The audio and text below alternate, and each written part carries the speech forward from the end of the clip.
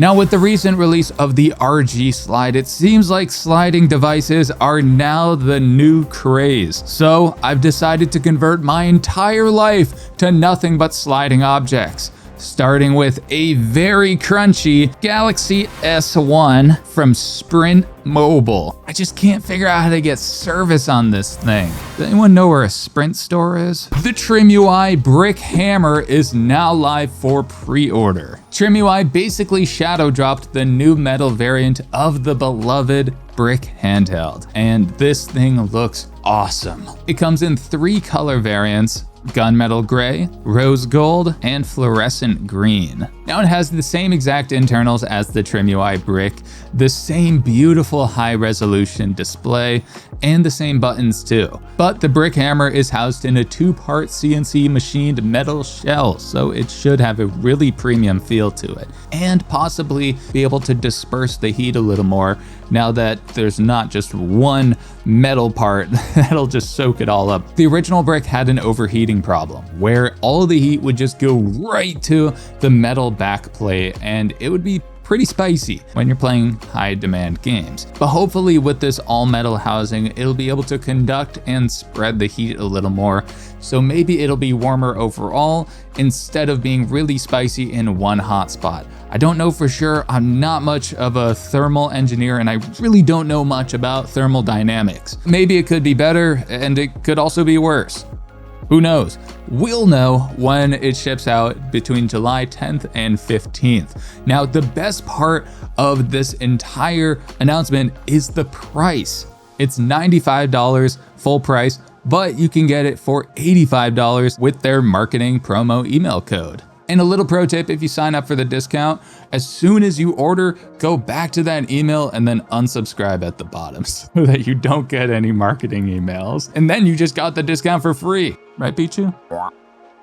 Over in Anbernic land, they have unleashed the RG Slide. That's right, the slidening is upon us, and this ain't no PSP Go. This is the latest and greatest kind of Anbernic handheld. We talked about this one a few times, but this thing is a chonker. It has the same internals as a few other Anbernic handhelds, including the RG556. But this time, it has a metal slide function and a 4.7-inch in-cell IPS display with a 4:3 aspect ratio. So it's perfect for GameCube, Wii, and PS2 emulation, but the performance is less than perfect for that stuff. Now, the embargoes have lifted, and the RG Slide is officially for sale for $189 US. $190 is kind of pricey for last gen performance. Let's just be honest here. I'm very familiar with the Unisoc T820 chipset that's powering this thing, and it's pretty great, but not perfect. However, it can run a surprising amount of Switch games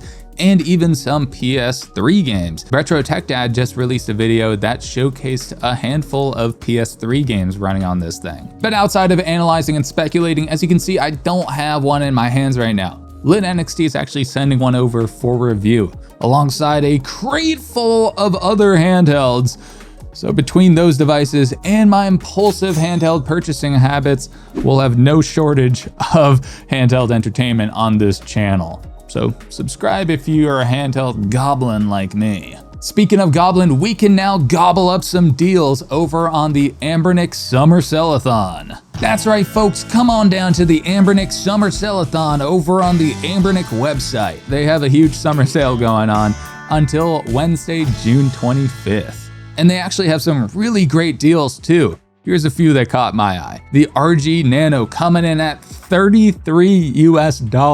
I really have a soft spot for this thing. Before I got the GKD Pixel 2, the RG Nano just didn't leave my pocket for months. The handheld itself is pretty imperfect, but I love what it represents. Rugged portability and no frills gaming. Sure, the controls suck, but the metal housing and the screen are very, very premium feeling. And at $33, you can't go wrong. Then there's the RG35XX SP coming in at $42. An awesome price for an awesome handheld. You might know about it, you might have heard of it. This thing is the gold standard of clamshell retro handhelds. It's just a really good one. Or should I say, 3. Then there's the newer little brother, the 34XX SP, coming in at $62. Still a little high given all the other deals, but it's great if you want, thumbsticks and this 3:2 aspect ratio screen. Could be great if you like GBA, could be not great if you like other consoles that aren't GBA. Then there's the RG405M clocking in at $118. This is a really solid metal handheld, and I've heard a lot of good things about it. I've almost impulsively bought one several times, but for me personally, I have too many other handhelds, so I really can't afford to buy one of those, but maybe you can. And back on the budget side, the RG28XX coming in at, you guessed it, $28.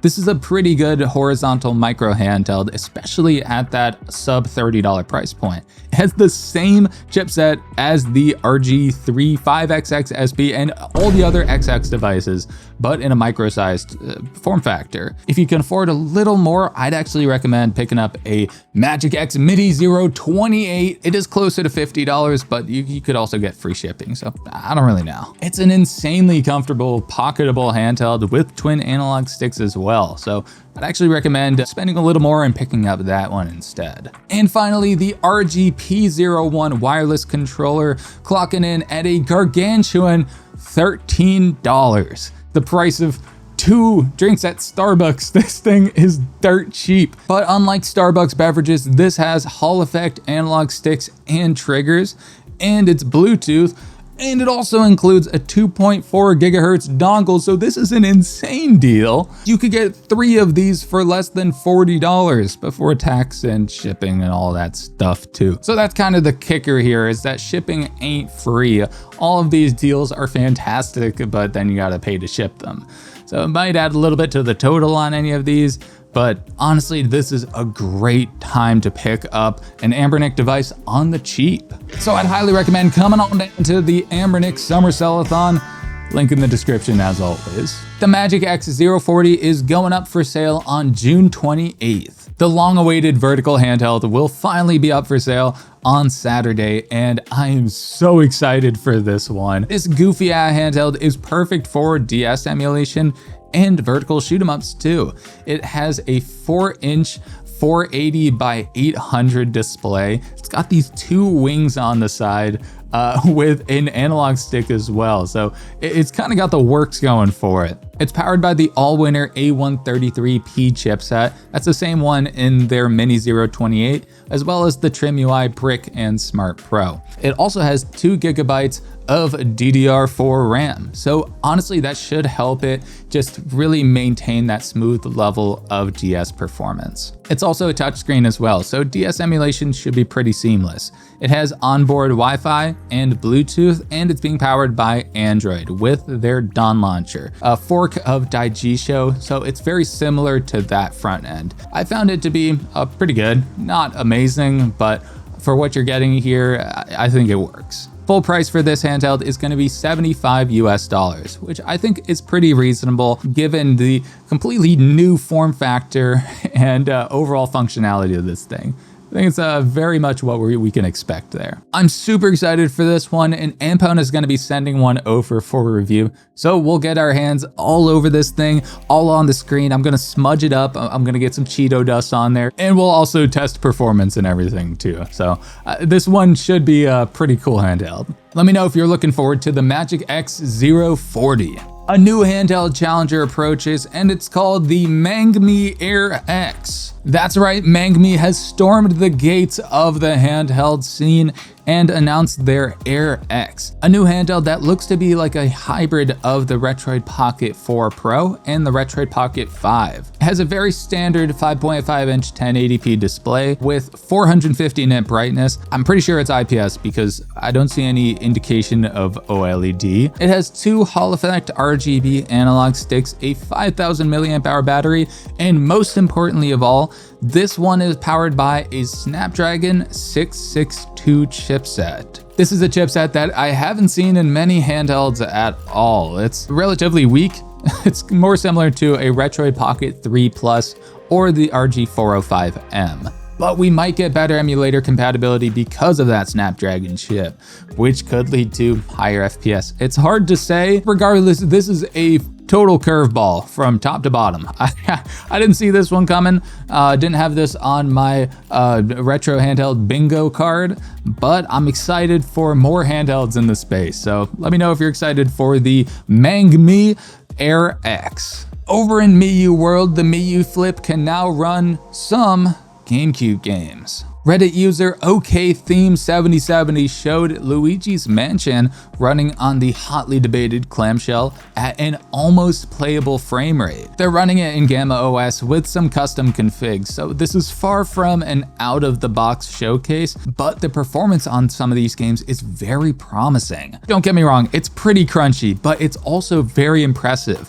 for a device with only 1 GB of RAM running a Rockchip RK3566 processor. That's a pretty old and dusty chip, but it kind of packs a punch for budget handhelds. The Redditor also made a whole tutorial post if you're interested in getting it set up on your Miyoo Flip. Big progress over in the Miyoo Flip world. But over on the distant planet of Atari world, they have licensed another handheld, but this time it has a whopping 3 games on it. Now this is a handheld made by Thumbs Up with a license from Atari, so it's more of a rev share kind of thing and not an official first-party Atari handheld. The tiny little fella has a 2-inch color LCD screen, a keyring for portability, and weighs just 63 grams. It also has controls that, they exist. And you can find it on Amazon now for $25 or on their official website for $51. Atari is really taking a page out of Nintendo's book with these licensing restrictions. 3 games? I mean, I guess it's 3 more than no games, but come on, just 3 games? It could also just be the way that Thumbs Up designed it. But the entire Atari library is under 16 megabytes, so this ain't a storage issue. Thumbs Up seems to be keen on making a V2 very soon, so if you like what you see, then you might get 3 more games in the future. And then you could have 2 keychain handhelds with a total of 6 games. Or you could just get an RG Nano instead. Over in firmware news, TrinketOS makes its grand debut. TrinketOS is a shell for Android with a gamified power user interface. It's essentially a launcher with an entire metagame, some different tools in there, and some pixel art wizardry in the mix. The developer was kind of marketing it as a standalone OS at first. They seem to have reeled it in since then. A Redditor mentioned it was giving Temple OS energy, and I can 1000% agree with that one. Anyways, TechDweeb made a video about it, and he seems to be really enjoying this shell front end thingy. So go ahead and check out TrinketOS if you're interested in a refreshing yet mysterious Android experience. MuOS, aka Mustard OS, is currently being developed for all-winner A133P devices, including the TrimUI Brick, Smart Pro, and MagicX Mini Zero 28. This is really exciting news if you're a fan of the MuOS operating system. I personally am a huge fan of it. It's such a thoughtfully designed firmware, and it's a very refined experience for new users and advanced ones too. This could be an excellent option if you don't really like the Android experience on the MagicX Mini Zero 28, or if you want the familiar firmware on your TrimUI Brick or Smart Pro. Personally, I think NextUI is a fantastic option for the TrimUI Brick, but MuOS is really solid too. There doesn't seem to be a concrete timeline for release date just yet, but I'll keep a sharp eye out and let you know when it drops. Mario Kart 64 gets an unofficial native PC port. That's right, Spaghetti Kart is the name of the game. That's the name of this PC port. And it's from the makers of Starship, the Star Fox 64 port, and the ports of Zelda Majora's Mask and Ocarina of Time as well. These people are prolific N64 porters, and now they're bringing us a Mario Kart 64 port. This one is compatible with Windows, Linux, and even Switch, but I would never recommend hacking your Switch, no sir, and I definitely don't have an online banned Switch because of this. Anyways, instructions on how to compile this yourself are on the Spaghetti Kart GitHub page. That's where you can find instructions and downloads in the releases tab. Check it out if you're interested in running Mario Kart 64 on your PC. or Switch. A new NES emulator is now in 3D. 3D SEN is a 3D NES emulator that can run over 100 compatible games in a 3D voxel art style. Some of these titles include Mario, Metroid, Zelda, Final Fantasy, Mega Man, and Castlevania. This is a super exciting project, and it supports regular 3D and also VR as well on Windows, Mac, and Linux. Now, this developer is a fucking Chad. They spent over 10 years soloing this project, and it's finally out to the public. They even made a 3D SEN maker tool so you can craft your own 3D profiles as well. It's currently in early access on Steam, and it's on sale now for $9 until June 26th. Then it'll go up to $15. Honestly, for over 10 years of work, I think $10 to $15 is worth it for a very rad experience. So if you're interested in 3D SEN, you can check it out on Steam right now. Over in emulator news, a new Windows emulator fork called GameNative is now available. GameNative is a fork of Pluvia that supports games with DRM. Now, DRM is a big issue when it comes to playing Windows games on other systems. So GameNative solves this problem by being compatible with those DRM games, which vastly expands the playable Steam library on Android. Some other highlight features of GameNative include performance boost using glibc, enhanced graphics, on-screen controller and keyboard, and cloud saves as well. Now, performance is going to vary a ton depending on what device you're using, but when it comes to Windows emulation, you usually need something higher end. At least a Snapdragon 865 like the Retroid Pocket 5 or Pocket Flip 2, but ideally something with a little more horsepower like an Odin 2 handheld. GameNative is an extremely exciting project, and it's also fully open source too. I'm really looking forward to the future of Windows emulation on Android. It's super promising. So if you're interested in GameNative, you can check it out on their website, GameNative.app. I've said GameNative so many times and it's losing the meaning of the word. I'm scared. Meanwhile, EmuReady is almost at 500 compatibility listings, and maybe more by the time you watch this video. EmuReady is a game compatibility website where you can check what games and emulators are compatible with your device, and what kind of performance to expect too. It has a really clean interface, and it's completely community driven, so if you're a fan of testing games and sharing your results, this is an awesome way to contribute and help others know before they load. Which is the tagline of EmuReady: know before you load, not know before you toad, because this is the Holy Frog and not a toad. But a huge PS2 emulator update has just been released. The 2.0 versions of NetherSX2 and NetherSX2 Classic are now live, and they feature a ton of major improvements to both versions. Some highlights include new on-screen controls, updates to widescreen and no interlacing patches, texture dumping, and an improved game list grid view. If you're like me and you're confused about the difference between NetherSX2 and the classic version, it seems to be like a game compatibility thing. Some games are compatible with one, some games are only compatible with the other. So if you have a huge PS2 library, you can go check out NetherSX2 and the classic versions on GitHub. Now, honestly, I didn't want to talk about this next section because this news blows. Literally. GameFan is a game console handheld LED fan with 501 games and a fan front and center. You thought you needed a fan in your handheld? How about on top of your handheld? That's what this one brings to the table, and boy, it looks like something else. This illustrious handheld is giving the same energy as the McDonald's chicken nugget handheld, the one where you could only play Tetris on it. That's what this reminds me of. This is the utility device through and through. You got entertainment, you got a refreshing breeze, and you got 500 games on here. So honestly, it's more than the Atari handheld. Speaking of games, we gotta figure out a game of the week fast. And there's only one way to do that. We need to summon the game of the week spirits channel of vision. It's a portable racing game. It's pretty fun. You break other cars, Burnout Legends for the PSP. Burnout Legends is a high-octane racing game that is really fun, to be honest. It also runs pretty well on lower-end systems like the RG34XX SP. There's a couple different modes you can do, and it's a very refreshing take on the tried-and-true racing genre. So if you're into car destruction and a high-octane racing, go ahead and check out Burnout Legends for the PSP. But that's it for this episode of the Retro Game News. If you liked the video, go ahead and like the video. And while you're down there, let me know which handhelds that we talked about are you excited for? And are you coming on down to the Anbernic Sale-a-thon? Let me know in the comments below. And while you're down there, go ahead and roundhouse kick that subscribe button for more weekly retro game news, reviews, and tutorials, and maybe a little bit of game history. I got something in the works. But as always, thank you for watching, and I'll see you in the next one. Later.